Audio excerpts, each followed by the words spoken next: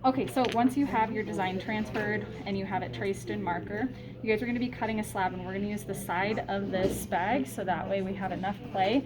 You want it about a finger width. You're going to use the wire cutter and place the wire cutter here. Hold it. This is not going to move. That way you can kind of see where your wire is going all the way around, and then you just pull. Without moving your left hand, you pull your right hand.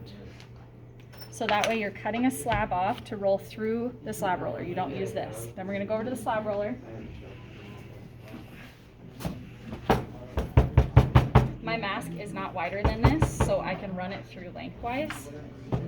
And you guys already know how to use the slab rollers.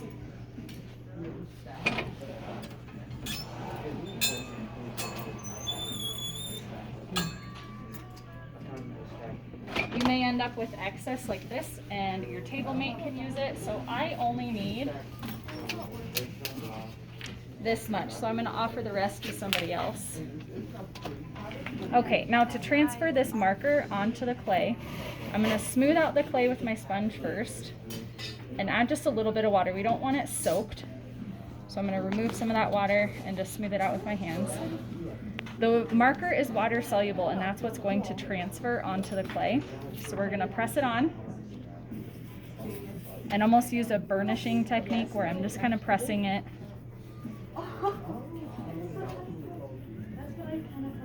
And I'm going to check it before I pull it off, so I should be able to see some of that marker.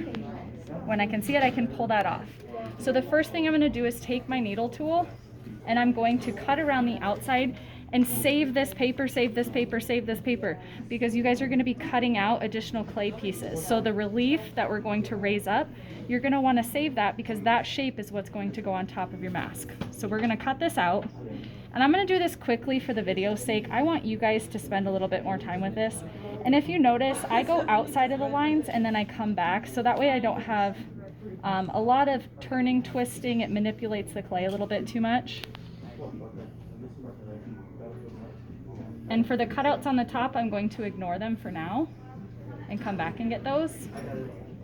And on my design, some of this is supposed to be carved down and some of it's supposed to be cutouts.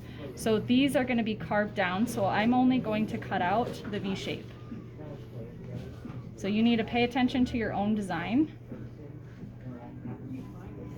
All right, now I can pull this extra clay off. And then you use the mask mold that you guys have already prepped. And I'm just going to gently curve it around.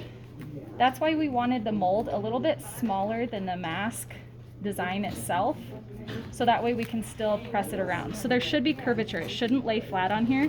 And now you can see that my cutout is all but gone on the bottom. So then I can adjust and I can cut more if I need to.